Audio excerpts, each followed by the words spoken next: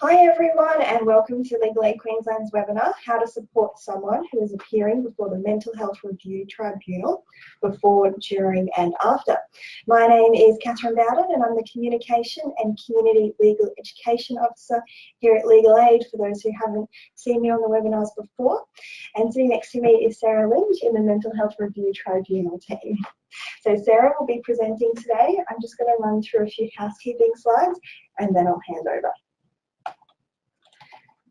Okay, and I'm sure you're all aware that it's for community legal education purposes only today.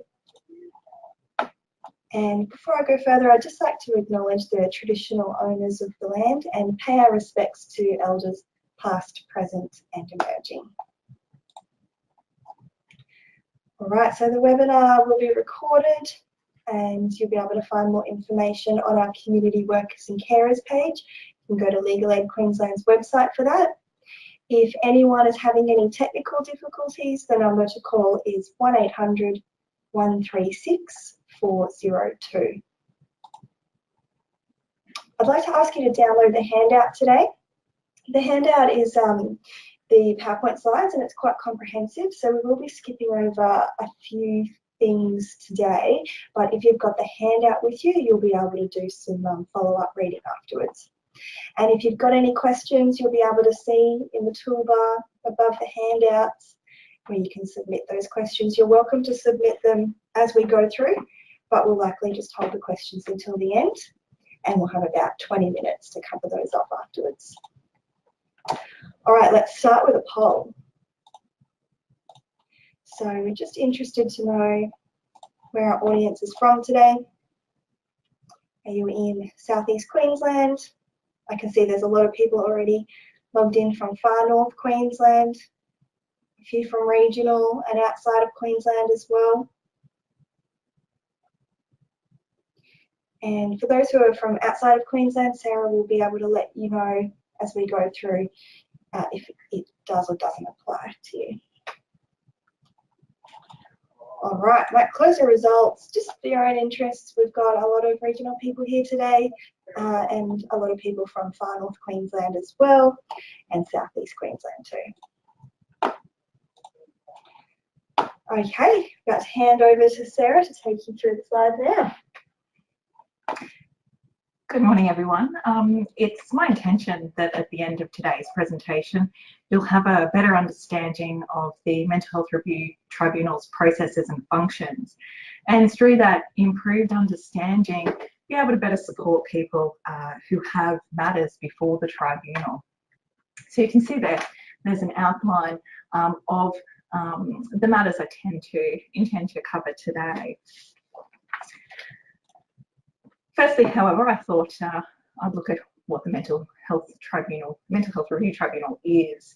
The Mental Health Review Tribunal is an independent statutory body established under the Mental Health Act and sustained under the Mental Health Act 2016.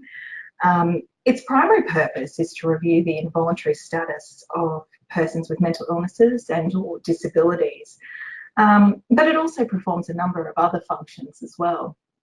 On this slide, we have a handy link to the Mental Health Review Tribunal website, which contains some very helpful information, forms and fact sheets. So, who's part of the tribunal? Well, the tribunal consists of the president, the deputy president and other members, including lawyers, psychiatrists and other people with relevant qualifications or experience. I might stop you there, Sarah, and run a quick poll. So we have got a few polls which will launch throughout the webinar. How often do you help people appearing before the Mental Health Review Tribunal Court? So this will just help Sarah to guide the direction of the slides. It's just great for us to have a good understanding of your knowledge to work out how much detail to go through as we move forward. So I'll just give it a few more seconds. I can see there's still a few votes coming through. Okay, we can see that a lot of you would rarely help people appearing before the Mental Health Review Tribunal Court. You might be here just to gain a little bit more knowledge. There's a lot of you who would help people monthly and then weekly, and 10% would help people daily, which is quite good as well. All right, moving on. So it's important to realise that, as I said at the start, the Tribunal's an independent statutory body. It operates under the Mental Health Act 2016.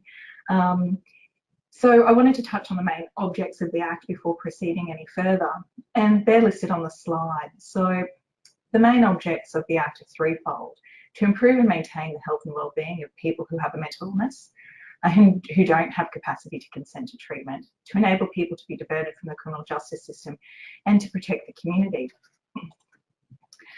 Now, the objects are to be achieved in a way that should safeguard the rights of a person, be least restrictive of the person's rights and liberties, and importantly, promote recovery and the person's ability to live in the community without involuntary treatment.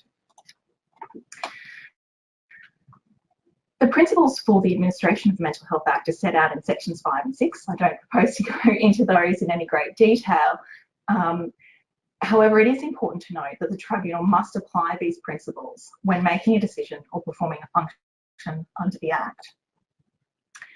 Alrighty, I'm going to take over for another poll. So we've got 5 today. This is our 3rd poll. And Sarah's going to be talking about this next. So just want to see your level of knowledge. How much do you know about the types of hearings that the Mental Health Review Tribunal can carry out? Do you know a lot, a little, don't know anything about the hearings that the Mental Health Review Tribunal can carry out?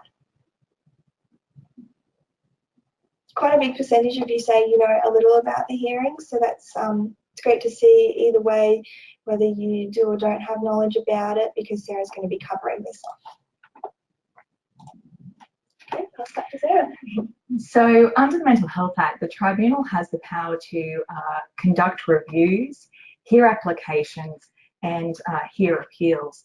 So the Tribunal can conduct reviews of treatment authorities, forensic orders, treatment support orders. It can do fitness for trial reviews, and it can also review the detention of minors in high security units.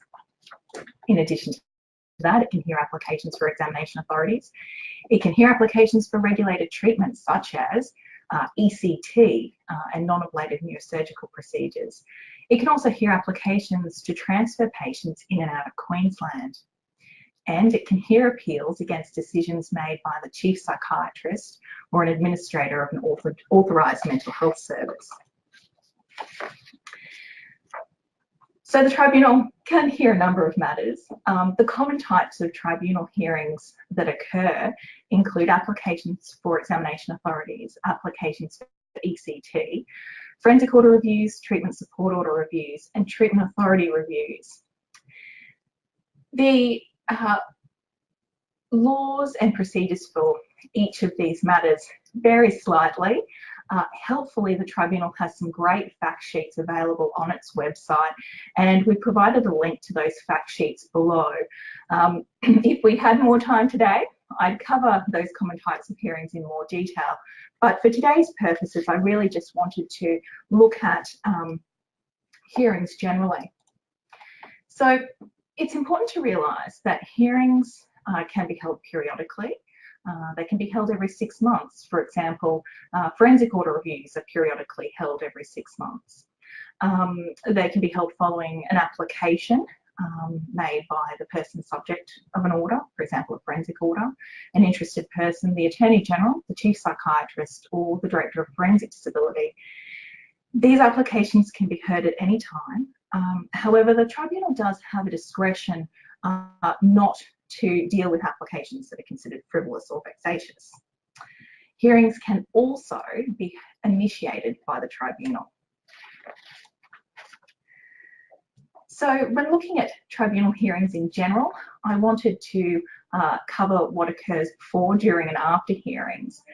So I wanted to talk generally about approaching the jurisdiction, the notices that people might receive, who can attend a hearing, material that's before the Tribunal, and representation of persons before the Tribunal. I also wanted to talk about the conduct of hearings generally, And I wanted to talk about what happens after hearings. I wanted to touch upon receiving notice of a decision, requesting statement of reasons, initiating appeals, and of course, getting further legal advice and assistance. But firstly, when approaching the jurisdiction, it's important to keep in mind that the tribunal operates on an inquisitorial model rather than an adversarial model. It is a therapeutic jurisdiction, and where possible, work should be conducted within the recovery framework, which places the people, the subject of proceedings, at the centre or heart of decision making, supported through collaboration with other stakeholders. And that could include their psychiatrists, caseworkers, family members, guardians, and the like. It's also important to remember that successful outcomes in the tribunal are individualised. So, for example, a win in the tribunal may not necessarily involve the revocation of an order.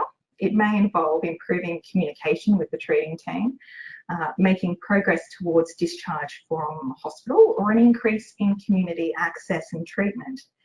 It could also include encouraging the treating team to review or change a treatment plan. It's important to remember that a person's therapeutic alliance with professionals is very important. And it's important to remember that the person subject of a proceeding often has to maintain a rapport with their treating team following proceedings in the tribunal.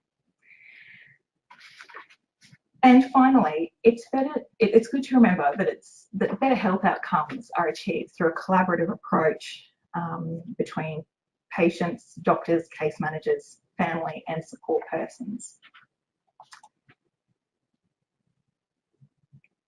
I'd also like to note that, and this is particularly for representatives and support persons and treating teams, that it's important to understand how mental illness, disability, cultural linguistic issues may affect a person who are appearing before the tribunal, and how those issues might affect their capacity to meaningfully engage in proceedings. For example, you may have a client who is hearing impaired or has language issues and may require an interpreter.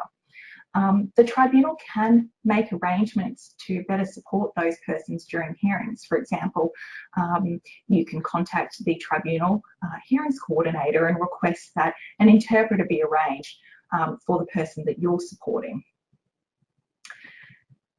It's also important to be aware whether or not the person you're supporting has a guardian, nominated support person, or a representative such as a legal representative or an advocate, a power of attorney or advanced health directive, because the information and support provided by these people or in documents such as a power of attorney or advanced health directive can be very relevant to tribunal proceedings and can be considered by the tribunal. So how do people know that their matter is listed for hearing before the tribunal? Well, the tribunal will provide a notice of hearing outlining the nature of the hearing, when and where it will be held, and the rights of the person subject to the hearing. Now, who receives a copy of the hearing will be very dependent on the type of hearing that's being conducted. It's important to note that the tribunal is bound by the rules of natural justice and procedural fairness. Therefore, parties must receive a written notice of hearing, and they must receive written notice of hearing within sufficient time. So, who might receive a notice of hearing? Well, the person who's subject of the review, application or appeal. Although having said that, in cases where there's an application for an examination authority, the person, the subject of that application, won't receive a notice. The applicant, if not the person subject to the review, application or appeal. The administrator and chief psychiatrist, if an authorised mental health service is responsible for the person. The administrator or director of the forensic disability might receive the notice if the forensic disability service is responsible for the person. The Attorney General might also receive a notice, and the legal representative for the person might receive a notice. How much time or how much notice is given will depend on the type of hearing. It may range anywhere from at least 3 to 14 days. However, the tribunal will endeavour to give parties as much notice as possible. And generally speaking, the persons are subject to proceedings such as forensic order reviews and treatment authority reviews will get approximately 4 weeks notice of their hearing.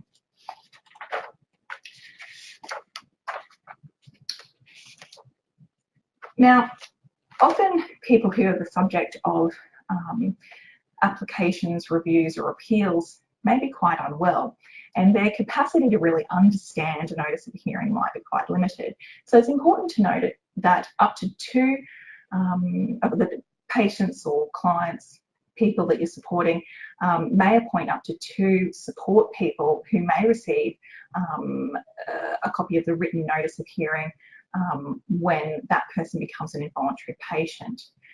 It's also important to know that notice can be given to a personal guardian or attorney. If someone you are supporting is required to appear before the tribunal, it's important to let the tribunal know about your appointment as either a nominated support person, personal guardian or attorney, so that a notice can be sent to you.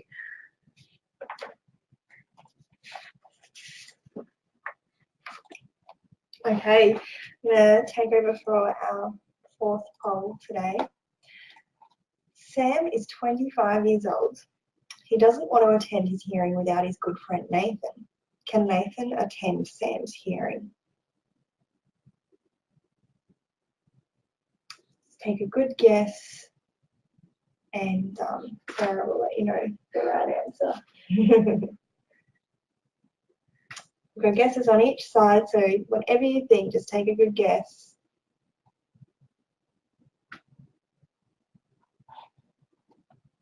Okay, I might close it off there. Share the results. Look, an overwhelming number of you answered correctly. Yes, the answer is yes. Persons appearing before a tribunal can attend with 1 support person. That could be a family member or friend. More than 1 support person can attend with permission or leave of the tribunal as well. And it's a good idea to have support persons attend hearings because it encourages the person subject to proceedings to attend and provides them with good support during the course of the proceedings. So that brings me to the next thing I wanted to talk about, which is who can attend a hearing. And it's important to realise that hearings aren't open to the public and are subject to confidentiality. But the long story short is any person who has the right to receive a notice of hearing can attend the hearing. In some cases, the chief psychiatrist can attend a hearing with the permission or approval of the tribunal. We like to see people who are the subject of proceedings attend their hearings, and where possible,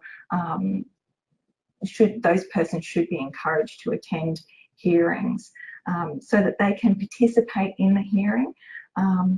It gives them an opportunity to raise their views directly with the tribunal, answer questions from the tribunal, and ask questions of the treating team. Quite often when persons don't attend, the tribunal's unaware of how they feel, what their views are. So as I said, people appearing in the tribunal can be supported by 1 member of their support network or more than 1 person with the permission or leave of the tribunal. Persons can also be supported by a nominated support person, or they can be represented by a lawyer or another person. Now, sometimes people don't want to attend hearings, and the tribunal can conduct proceedings in the absence of an involuntary patient, but only if the patient's aware of the proceedings and has chosen not to attend, or if the patient's unfit to appear and it's appropriate and expedient to deal with the matter in their absence. One thing that is helpful to be aware of is that parties can attend a hearing in person via the telephone or via video conference facilities. Ideally, it's best to attend hearings in person, but if someone really wants to attend a hearing and they can't do so, then there are other options. The telephone or video conference facilities are available. If someone you are supporting wants to appear via telephone or video conference facilities, that can be arranged through their treating team or their support network, and people from those treating teams or support networks simply contact the hearings coordinator at the tribunal and arrange for hearings to be conducted with people appearing by telephone or video conference. Now, I wanted to talk about self-reports. These are completed by persons the subject of proceedings. A person's treating practitioner will prepare a clinical report or application for the tribunal to consider, but the tribunal is also interested in the views of people appearing before them or the subject of proceedings before them. A self-report to the Mental Health Review Tribunal can be completed. There is a form. This form can be found on the tribunal website, but it will also be attached to the notice of hearing the person receives. So the person subject of tribunal proceedings may use this form to help them convey their views to the tribunal, and the tribunal will use this information when making a decision. It's important to realise though, completing the forms is not mandatory. If one is completed, it can be posted, faxed or emailed to the tribunal, or people can take it with them to their hearing. However, you're not just limited to answering the questions that appear on the self-report. Persons can include information beyond the scope of the self-report. And there are other ways that people can express their views to the tribunal, and that could be by letter, or it could be by physically attending their tribunal proceedings and expressing their views to the tribunal orally. Now, obviously, when people are unwell or have disabilities, they can struggle to complete these forms. So certainly support persons can help people complete these forms or provide further information to the tribunal. Okay, last poll for this webinar today. Who completes a clinical report? Could a close friend complete a clinical report? Could it be the treating practitioner? Could a lawyer complete the clinical report? Or is this a trick question and it's none of the above?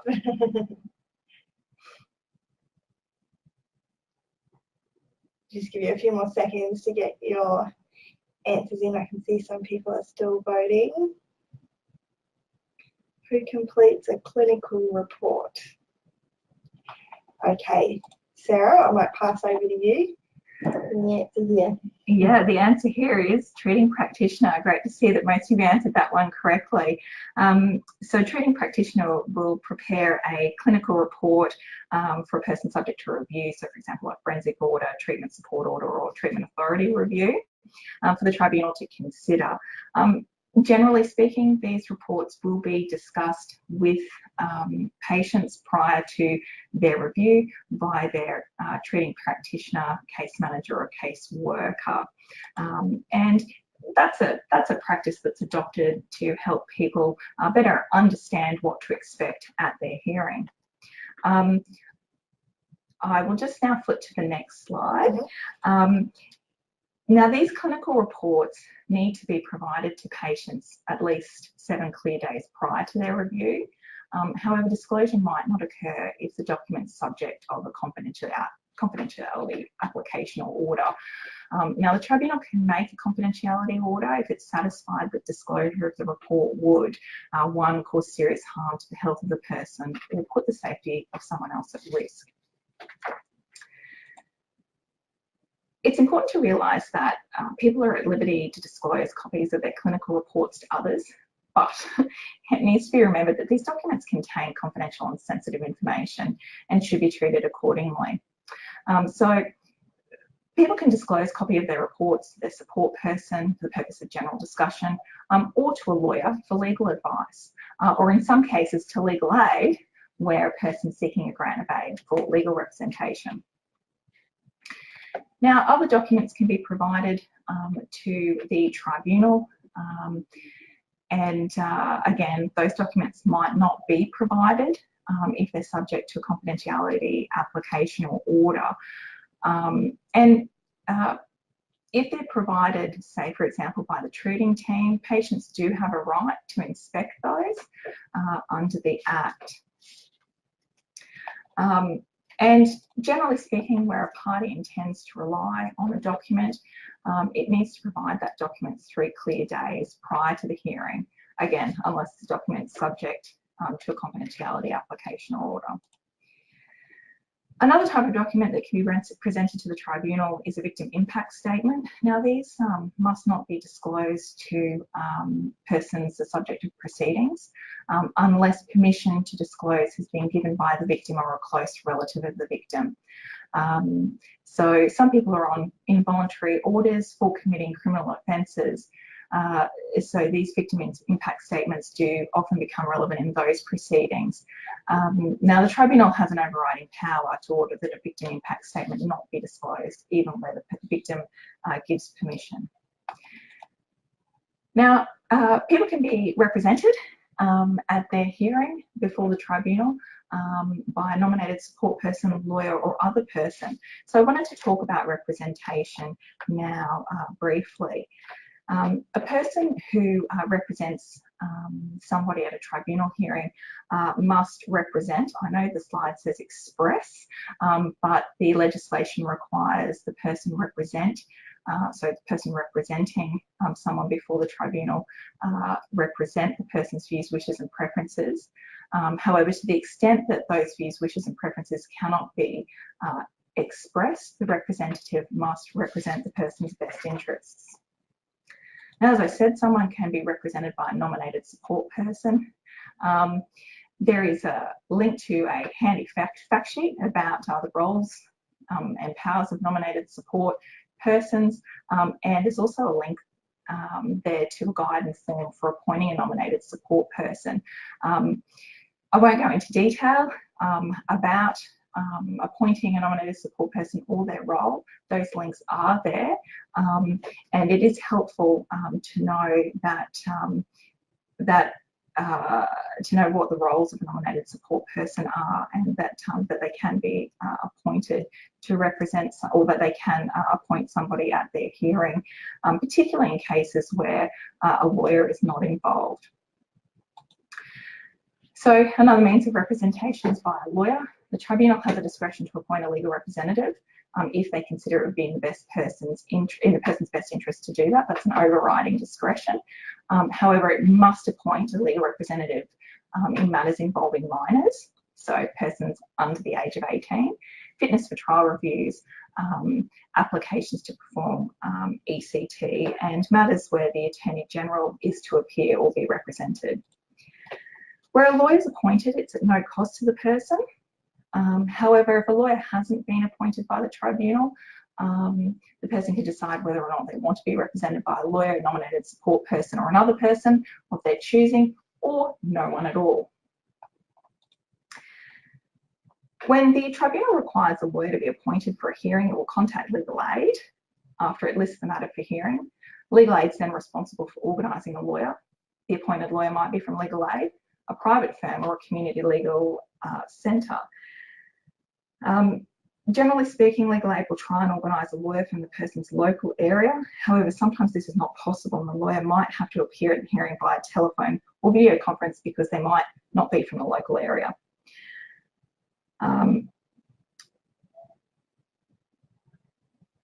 Now, Legal Aid Queensland may contract private firms or community legal centres to represent patients at tribunal hearings. So this means that the lawyer appointed might not necessarily be from Legal Aid Queensland, but may work for another firm. Once a lawyer has been appointed, the lawyer will contact their client, the person appearing before the tribunal, And this contact may be facilitated through the person's authorised mental health service. So it's important to keep services updated with patient details. It's important to realise that the appointed lawyer is independent of Queensland Health and the tribunal. And as I said, the appointed lawyer, after they're appointed, will contact their client. They may ask to meet or speak with their client prior to the hearing to discuss the hearing and obtain instructions. And this will usually occur anywhere from 14 to 3 days prior to the hearing. In some cases, it may be less. With their client's consent, lawyers may also talk to other people, for example, nominated support people, guardians, attorneys, members of the treating team, or other support people. This may often be done to help better represent a person and prepare for the person's hearing. Now, if a person thinks that they should have had a lawyer appointed but haven't heard anything from their lawyer, they can contact the tribunal on the number listed on the slide to find out whether a lawyer has been appointed and who that lawyer is. Now, I've also included a link there to a fact sheet provided by the chief psychiatrist, which details when a lawyer will be appointed.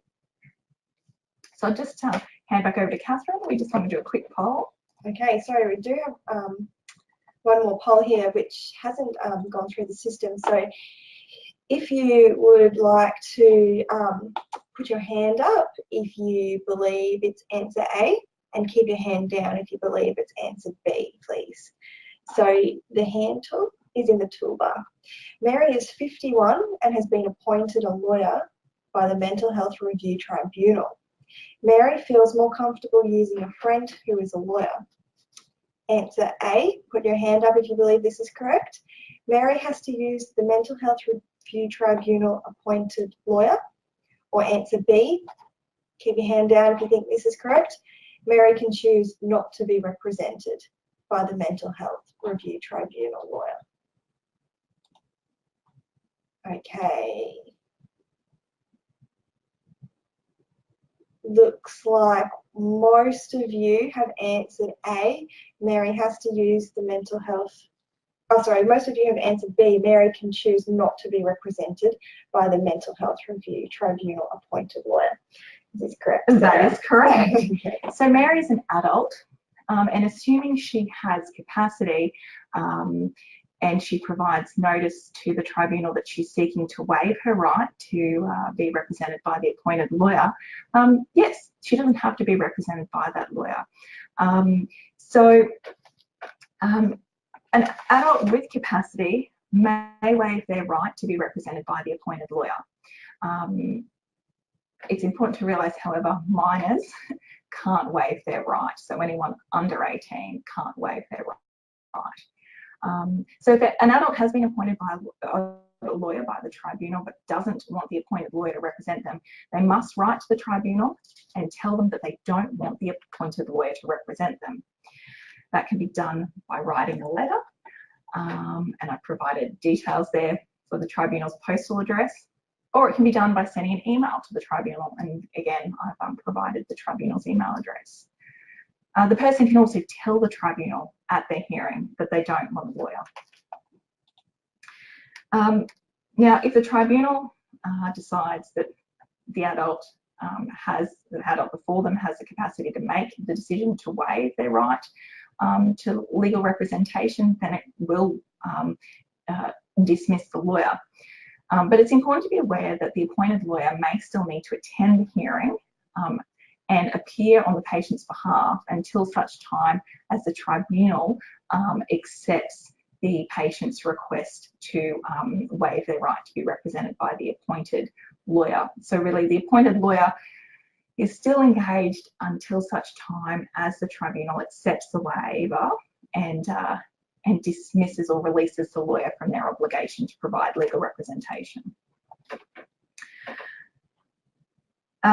Now, if someone doesn't want the appointed lawyer to help them, they can seek out the assistance of their treating team, the appointed lawyer, or the independent patient rights advisor can assist with helping people waive their right to being represented by the appointed lawyer. Now, I've provided some information there about the Independent Patient Rights Advisors, IPRAs we call them. They're extremely helpful.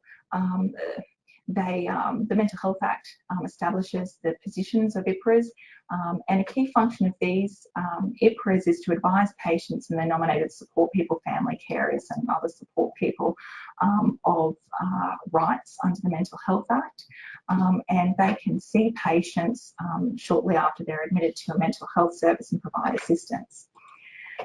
They play a very important role in liaising between clinical teams, patients and support persons, and I provided a fact sheet there in relation to IPRAs. Like legal representatives, IPRAs must act independently and impartially. Now, just turning to the conduct of hearings and what occurs during hearings. Well, firstly, I just wanted to say hearings are conducted by tribunal panels, which may consist of 2 to 5 members. The president of the tribunal will decide the composition of the panel for each hearing, having regard to the safety and welfare of the patient and others and the patient's mental condition. Now, the conduct of proceedings is at the discretion of the tribunal and subject to the Mental Health Act and Mental Health Review Tribunal rules. The tribunal must act fairly and according to the substantial merits of the case. And in conducting proceedings, the tribunal must 1, observe the rules of natural justice, 2, act quickly with as little formality and technicality as is consistent with fair and proper consideration of the matter. 3, the tribunal is not bound by the rules of evidence. 4, it may inform itself on a matter in a way it considers appropriate. 5, it must ensure, to the extent practicable, that all relevant material is disclosed to it to enable it to decide the proceeding with all the relevant facts.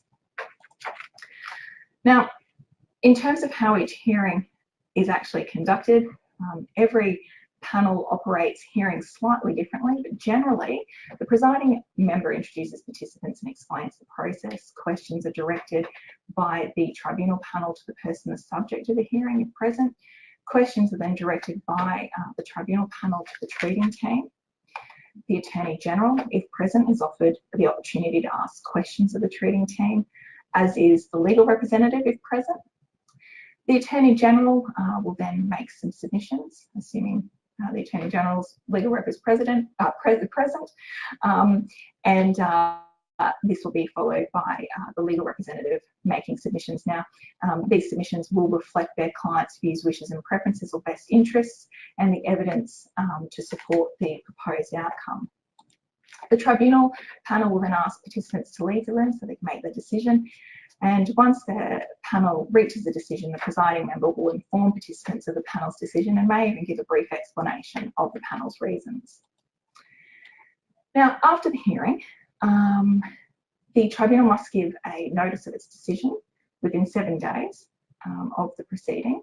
So that's a written notice to each person who is entitled to be given a notice of the hearing. Now, parties to proceedings can request a statement of reasons, and this is a statement from the tribunal explaining how they reached their decision and why. The tribunal, after request for a statement of reasons, has 21 days to provide the statement of reasons.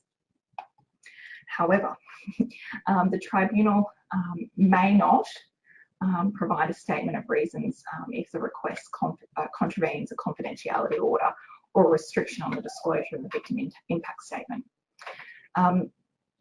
Should the person you're supporting require a statement of reasons following a decision made by the tribunal, they can request that in writing, or you can help them request it in writing. That request can be sent by email post, or it can also be made verbally over the phone, and I've provided contact details there for the tribunal. Sometimes requesting a statement of reasons might help the person that you're supporting understand why the tribunal reached the decision it reached. It's also important to realise that after a tribunal hearing, persons do have appeal options. If someone is unhappy with a tribunal decision, has requested the statement of reasons and is still unhappy with the decision, a notice of appeal can be lodged with the Mental Health Court Registry. It's important to realise though that needs to be done within 60 days of receiving the written notice of the tribunal's decision. However, appealing is not the only option. There are other options. It might be worthwhile considering bringing a patient-initiated review or application at a later date.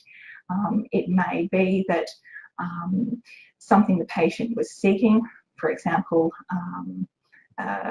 more access to the community, was not appropriate at the time of their hearing, but may become appropriate in the future shortly after their hearing. So it might be worthwhile bringing a patient-initiated review instead of appealing the matter to the Mental Health Court. If someone is unhappy with a decision or has some questions about a decision, it should also be or they should also be encouraged to obtain further legal advice and or representation. I might sit in there and just say we've only got a couple of minutes left for our presentation, so if you do have questions, now's a really great time to submit them, and once Sarah's wrapped up the slides, then we'll be able to start answering those. So we're almost there. So I just wanted to talk briefly about how legal aid can help. So legal aid can provide legal advice. That legal advice can be provided over the phone or in person. It's quite easy to contact our call centre. Our website has those details, and legal advice can be provided by a lawyer who practices in the tribunal.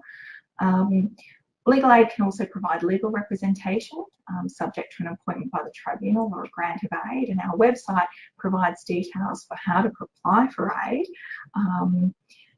And it may also be worthwhile getting some legal advice about what might need to be included with an application, because applications are means and merit assessed.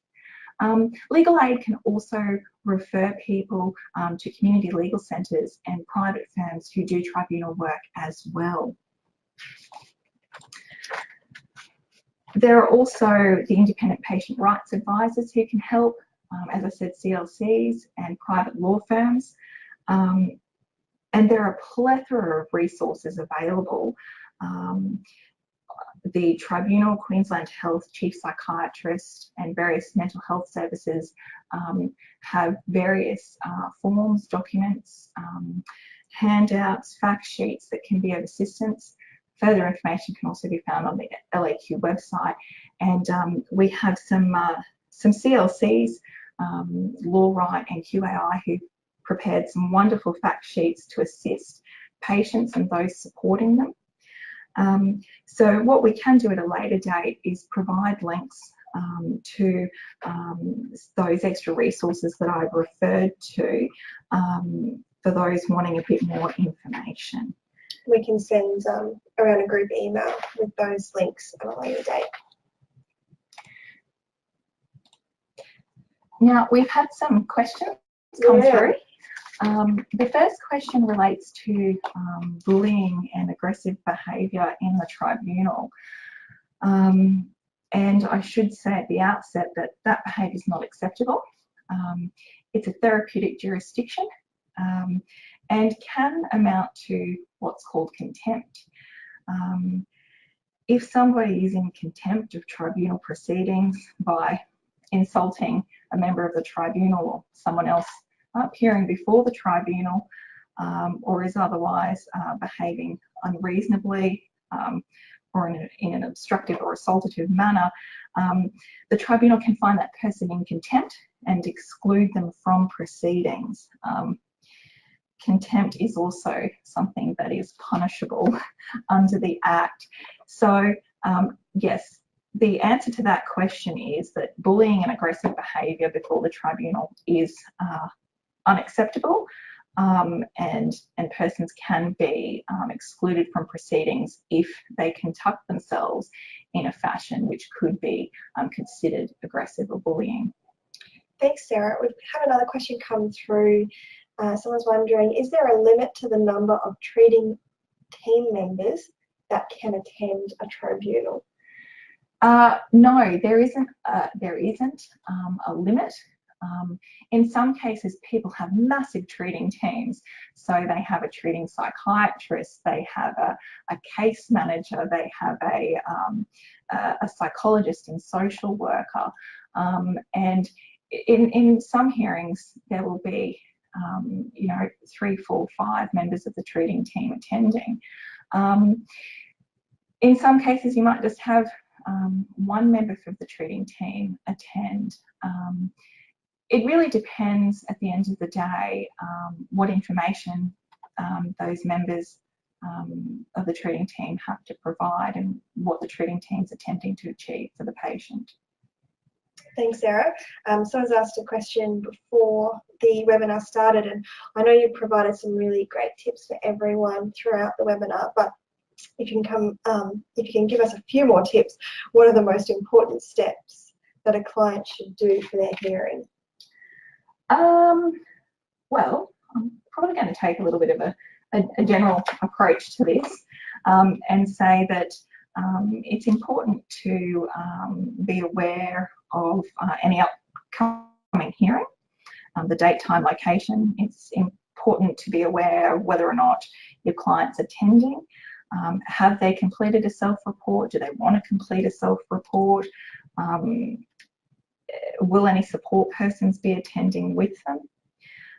Do they require legal representation? Have they had contact with their legal representative? There might be ways that you can help facilitate that contact with the legal representative.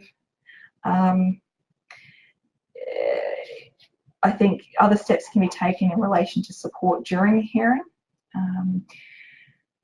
For example, explaining processes or arranging for special measures to be taken during the hearing, such as the provision of an interpreter. And then in terms of supporting your client, assuming you're the legal representative during the hearing, it's your role to represent the views, wishes and preferences of your client. However, to the extent that they can't express views, wishes and preferences, you are required to act in their best interests. And then following the hearing, it's important to explain the result to your client in language that they can understand, possibly explain the reasons as well, assuming they're clear. Talk to your client about how they feel about the result. If they're unhappy, suggest that they can request a statement of reasons, notify them of their appeal rights, and perhaps direct them to Legal Aid or one of our preferred suppliers to get some further legal information. So I think they're probably the most important steps when it comes to supporting a client who has to appear before the tribunal. Thank you. We've got another question about just going back to the size of some treating teams present at the hearings. If somebody feels intimidated by a large number of people in the treating team that are attending the hearing, then is there anything that they can do about that? Can they express their concerns? Can they object to having everyone from the treating team there? Of course. Appearing before the tribunal, doesn't matter how many people are there, can be very intimidating for patients. So that's why we encourage support persons to attend with patients where possible. Patients, as I said, are entitled to one support person, if not more. If the patient is intimidated by their treating team and doesn't want to appear in the same room as their treating team, arrangements can be made for parties to appear via telephone or video conference. So there are ways to help reduce that intimidation and encourage patient participation in hearings. And those concerns can be raised, patients can raise those concerns with their support persons, with their representatives, with their IPRA, and those concerns can be communicated to the tribunal and requests for special arrangements can be made. Thank you. And we've got 10 minutes left, so feel free to submit any questions that you might think of. Someone's just wanting some clarification on IPRAs. Could you go over their role? Can they give advice, and can they or can't they represent people at hearings? Sure. Look, the role of an IPRA is really clearly set out in the Mental Health Act 2016. So the Act provides that IPRAs are to ensure patient and support persons are advised of their rights under the Mental Health Act. They are also required to help patients and support persons communicate to health practitioners the patient's views, wishes and preferences about the patient's treatment and care. They're required to work cooperatively with community visitors under the Public Guardian Act.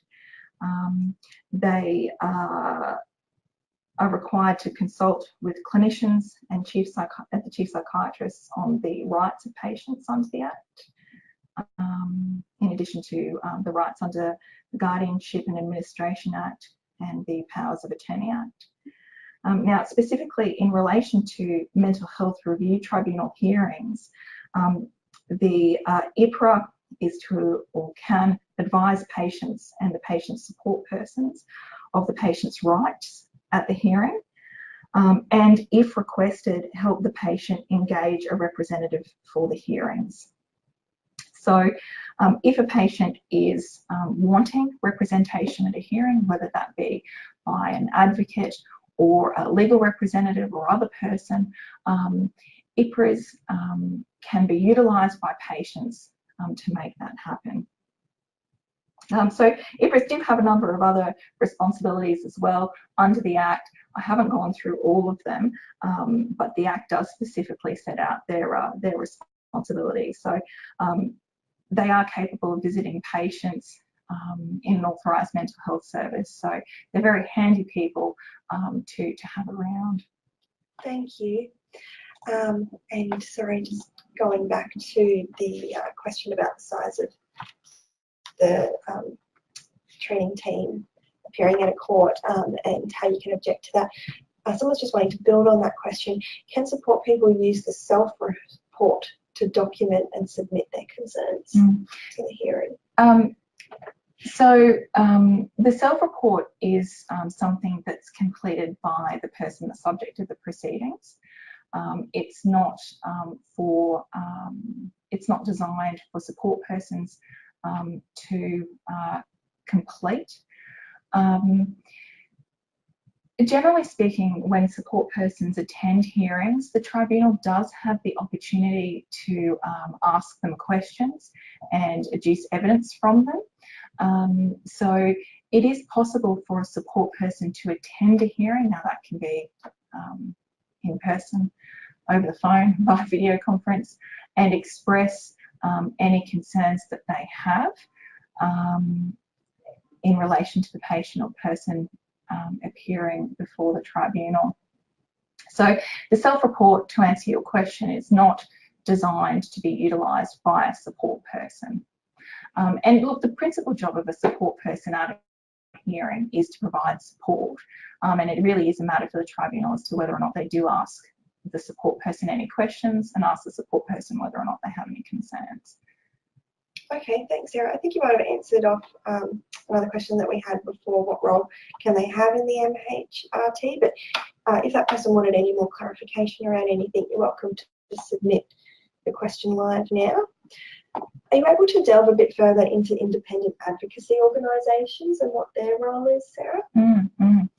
So historically, prior to the introduction of the Mental Health Act 2016, the Mental Health Review Tribunal wasn't a jurisdiction frequented by lawyers. It was perhaps more, more frequently frequented by advocates who still do play a very important role in proceedings. So where a patient doesn't have a legal representative or a nominated support person representing them, they can have an advocate represent them. So the Act allows for somebody to be represented by a lawyer, a nominated support person, or another person, which could include an advocate. And advocates have and still do play a very important role in proceedings. Tribunal proceedings can be intimidating for patients, particularly patients who have substantial difficulties either owing to mental illness or disability. And those advocates can play an important part in conveying a person's views, wishes and preferences to the tribunal. So I hope that answers that question. Thank you. Are you able to tell us a bit more about the role of a lawyer when present at the hearing? Yes. So whether a lawyer is appointed or otherwise privately engaged to represent a person, their job is to represent the views, wishes and preferences of the person. However, if a person is unable to express their views, wishes and preferences, the legal representative is required to represent their best interests. Now, it's important to remember that the legal representative is independent of the tribunal and of Queensland Health and the treating team. The lawyer has certain duties to the patient or person appearing before the hearing that a lawyer would ordinarily have to any other client, and one of those important duties is a duty of confidentiality.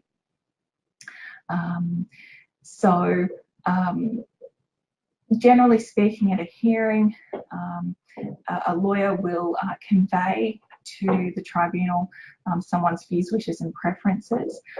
They will ask questions of the treating team in order to further those views, wishes and preferences, and then make submissions in accordance with those views, wishes and preferences. Sometimes, however, patients are not well enough to adequately express their views, wishes and preferences, and it may be necessary for a lawyer to engage with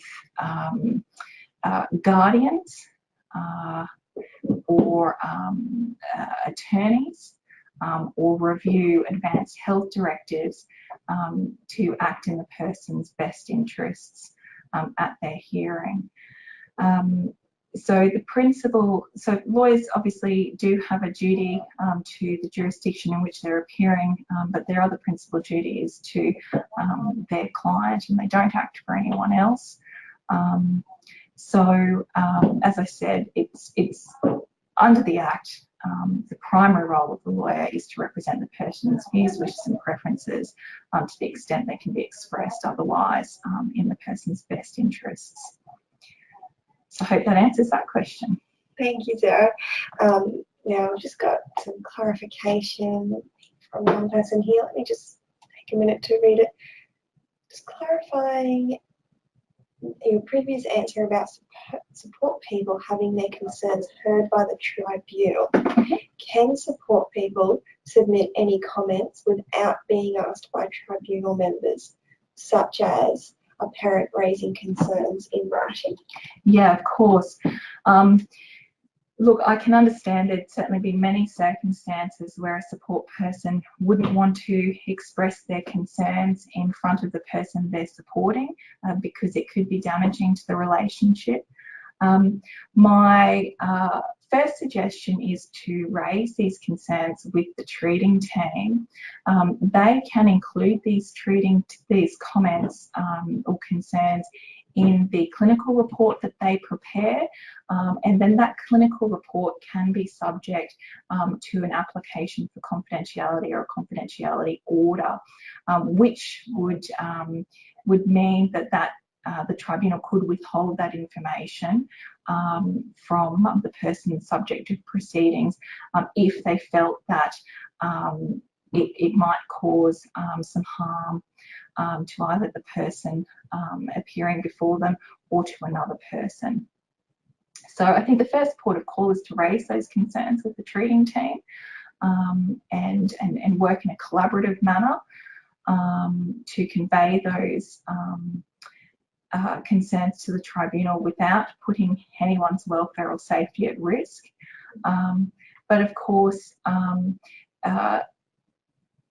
it is the tribunal it has quite broad inquisitorial powers.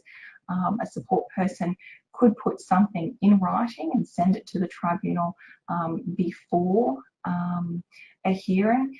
But what you've got to remember is parties to proceedings, including persons appearing before the tribunal, do have a right to inspect any documents that end up before the tribunal. So if you were to express some concerns that you might want withheld because of safety or welfare concerns, you could put those concerns in writing, but then make an application for a confidentiality order. Thank you, Sarah. I think that's all we've got time for today. So if you've got a few burning questions, which I can see a few more have come through, you're welcome to email us at webinars@legalaid.qld.gov.au, and we can pass those questions on to the Mental Health Review Tribunal team here at Legal Aid. I know you had some great tips throughout your presentation, Sarah, which is awesome. So anyone can download the handout now and you can go back through and have a look at those tips.